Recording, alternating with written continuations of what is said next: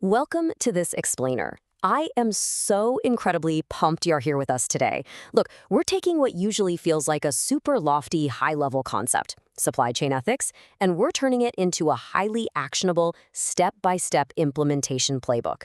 For a lot of organizations, right, ethics is just this vague philosophy. But today, we're going to completely ground it. We're going to map out exactly how you can build a distribution chain that is just as ethically sound as it is operationally efficient. And to do that, we're going to laser focus on two really critical phases: inventory management and transportation. So I want to kick things off by challenging you a bit. Ask yourself, how ethically is your product actually moving? I want you to look way past the corporate buzzwords, past the flashy marketing campaigns. Think about the real-world end-to-end movement of your actual goods, from the exact moment a single component is sourced to when it hits the warehouse, gets loaded into the truck, and ultimately ends up right in the hands of your consumer. Every single one of those steps carries real moral and operational weight. We absolutely have to look at the whole shebang, the entire life cycle. All right, let's dive right into this. Here's our roadmap for today. First up, the value of ethical distribution. Number 2, our inventory implementation checklist. Third, the transport and delivery checklist. And finally, auditing your next steps. Section 1, the value of ethical distribution. Just to make sure we're all entirely on the same page here, true ethical distribution requires a completely transparent, supportive model. What that really means is it actively avoids any sort of discrimination based on religion, gender, or nationality. Now, why does this actually matter for your business? Well, because a commitment to this level of fairness isn't just about checking a compliance box. It's literally the mechanism that builds a company's reputation. It fosters this incredibly deep trust with both your business partners and your end consumers. And honestly, without that trust, even the most ruthlessly efficient supply chain is eventually going to fracture. And these overarching benefits, they translate directly to your bottom line. It all starts with loyalty. Fair approaches to things like product replacements, warranties, and pricing, that drives repeat business. That loyalty then acts like a shield, it's risk mitigation. Ethical distribution actively shuts down the spread of counterfeit products and gives you a real competitive edge through fair credit periods and timely account reconciliations. But wait, we also have to consider legal compliance and international growth. Setting up a transparent model prevents those really nasty legal disputes over IP and patents, and it makes your company a magnet for international partners who just want honest collaborations. Oh, and finally, talent retention. Top-tier professionals actively seek out fair, transparent organizations. If you're going to attract and keep the absolute best talent out there, ethical practices aren't just nice to have, they are absolutely mandatory. Moving right along to Section 2, our inventory implementation checklist. So, ethical inventory starts right at the source, with honest reporting. Management simply cannot mislead stakeholders on metrics like stock in hand and work in progress. From there, you've got to cultivate fair supplier relationships that completely avoid creating unfair market monopolies. And doing that requires absolute procurement integrity from your team.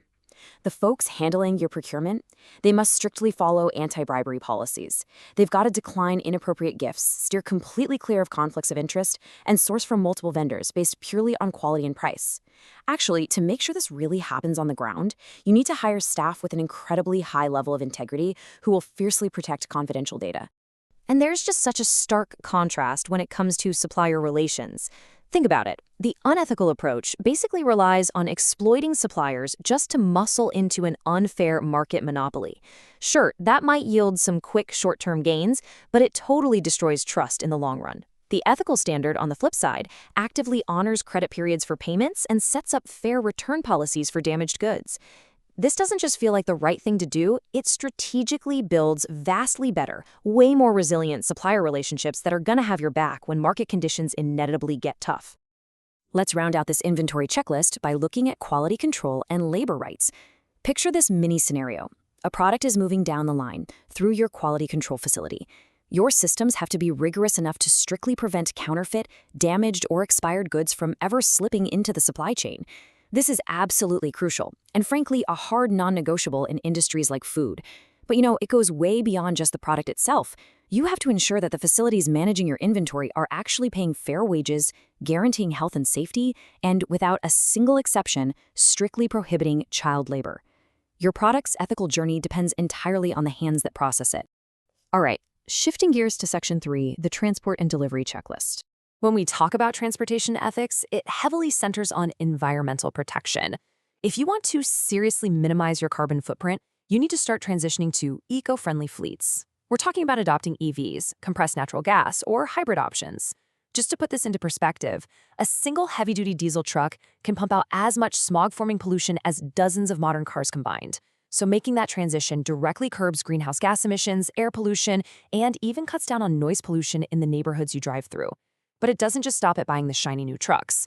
You have to regularly service those vehicles so they actually maintain that environmental efficiency over the long haul.